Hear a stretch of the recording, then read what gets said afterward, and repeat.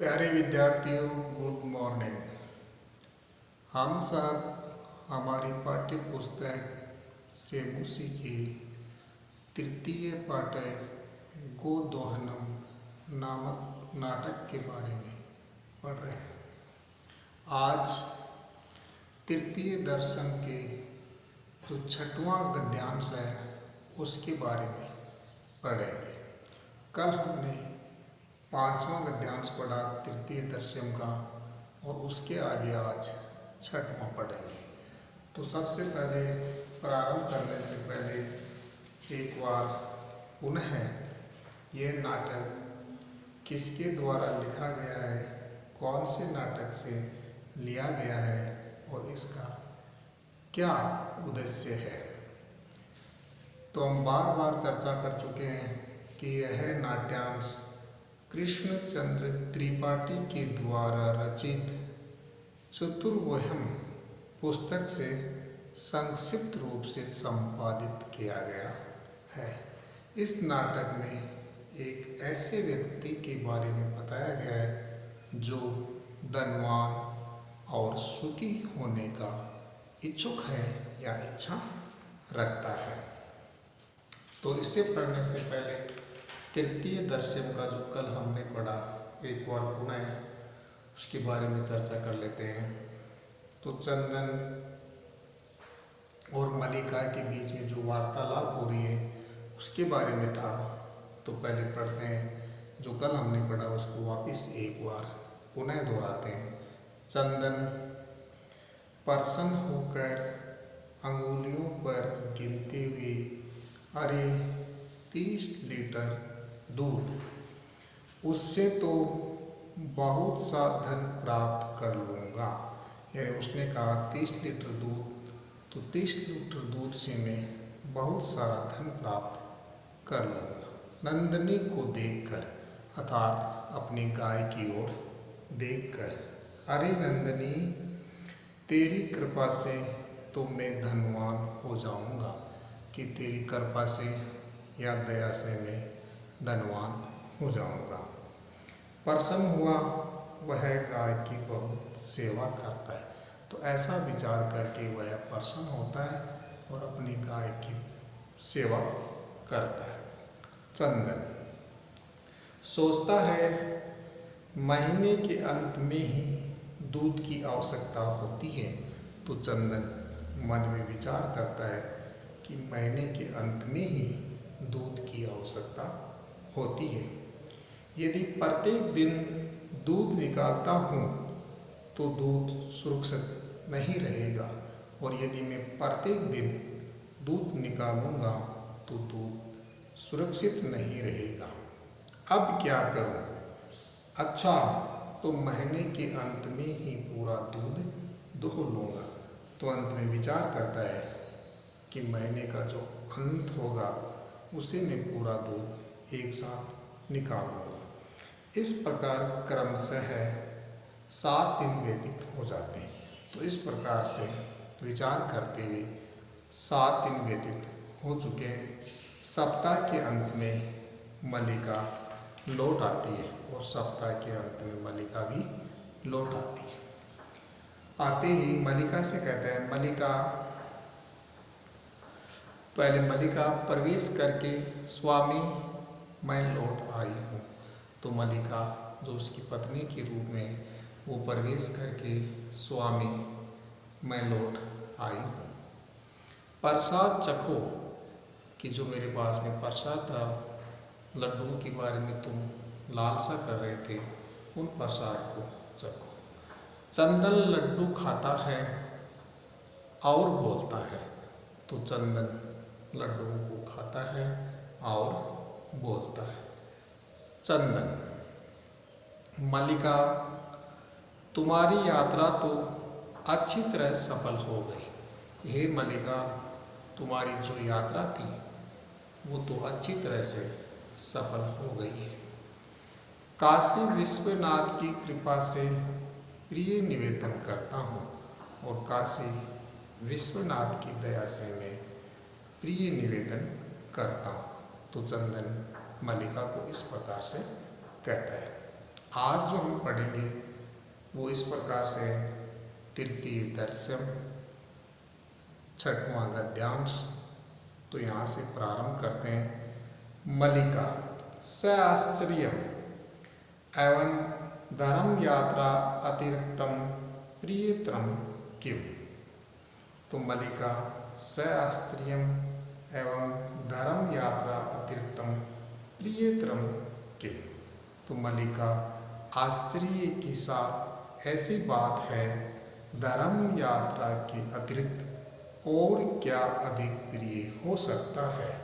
तो मलिका आश्चर्य के साथ ऐसी बात है, तो धर्म यात्रा के अतिरिक्त और क्या अधिक प्रिय हो सकता है। चंदन चंदन ग्राम प्रमुखस्य गृहे महोत्सव मासान्ते भविष्यति। तो चंदन अपनी पत्नी मलिका की ओर प्रति गांव के मुखिया के घर पर महीने के अंत में महान उत्सव होगा। तो चंदन कह रहे हैं मलिका को कि गांव के जो मुखिया हैं उनके घर पर महीने के अंत में महान उत्सव होगा। तत्र 30 सेटकम इतम दुग्धम अस्माभिः दातव्यम अस्ति।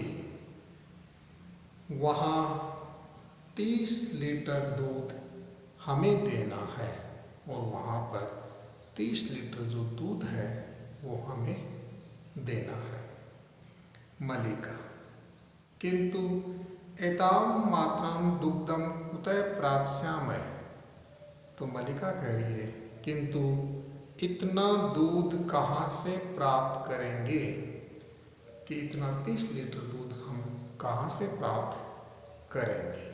चंदन तो चंदन है विचार्ये मलिके सोचो मलिका प्रतिदिनं दोहनं कृत्वा दुग्धं स्थापयामः चेत् तत् सुरक्षितं न तिष्ठति।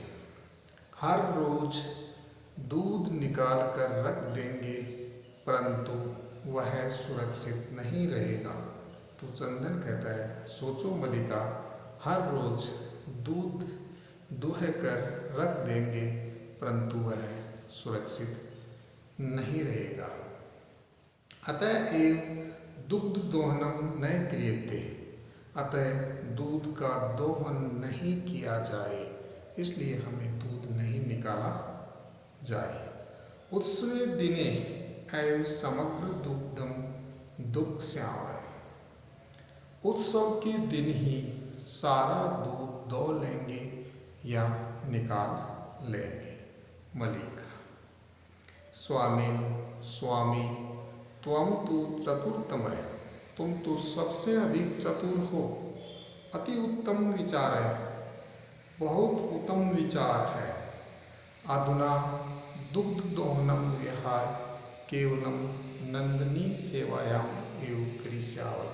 अब दूध दोहन छोड़कर केवल नंदिनी की सेवा ही करेंगे। तो मलिका कहती है स्वामी तुम तो सबसे अधिक चतुर हो, बहुत उत्तम विचार है। अब दूध दोहना छोड़कर केवल नंदिनी की सेवा ही करेंगे। अनेन अधिकाधिकम दुग्धम मासान्ते प्राप्स्यामः। इससे से अधिक दूध महीने के अंत में प्राप्त कर लेंगे। तो ये था हमारा जो आज पढ़ रहे हैं। एक बार वापस इसको क्रम से सही तरीके से एक बार पुनः पढ़ते हैं।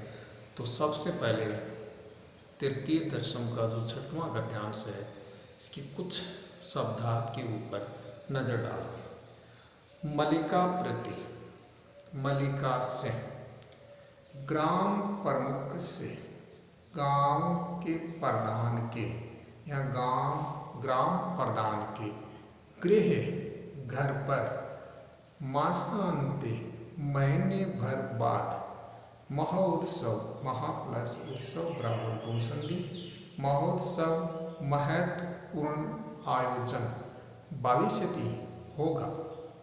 तत्र उस आयोजन में 30 इतम 30 लीटर दुग्धम दूध दातव्यम देंगे, किंतु परंतु एतवन मात्रा इतनी मात्रा में दुग्धम दूध कुतः कहाँ से प्राप्त करेंगे। विचारिए मलिका, तुम विचार करो या सोचो, प्रतिदिनम यदि हम रोजाना दोहनम कृत्वा दोहन करके दुग्धम दूध को स्थापस्याम इकट्ठा करेंगे, चेत तब तो सुरक्षितम न तिष्ठति, असुरक्षित होगा। दुग्ध दोहनम न कृते, दूध न दोहकर उत्सव दिवसे, उत्सव के दिन ही समग्र दुग्धम दुग्स्यावय, संपूर्ण दूध को दोह लेंगे। स्वामी त्वं चतुर्थमय, आप सबसे अधिक चतुर है, अति उत्तममय विचार है, आपका चिंतन या विचार तो श्रेष्ठ है। अधुना अब दुग्ध दोहनम, दूध न दोहकर नंदन्या गाय की सेवा ही कृष्याम करेंगे। अनेन इससे अधिकाधिक दुग्धम, अधिकतम दूध मासांते, महीने के अंत में या उस उत्सव के दिवस पर प्राप्त कर लेंगे। तो ये इसके कुछ कठिन शब्दार्थ है। सबसे पहले वही प्रसंग लिखना होता है संस्कृत में, जो अति महत्वपूर्ण होता है। तो प्रसंग के बारे में चर्चा कर लेते हैं, जो कहीं से भी पूछा जाए किस प्रकार से लिखा जाता है उसके बारे में एक बार प्रसंग में पुनः पढ़ते हैं।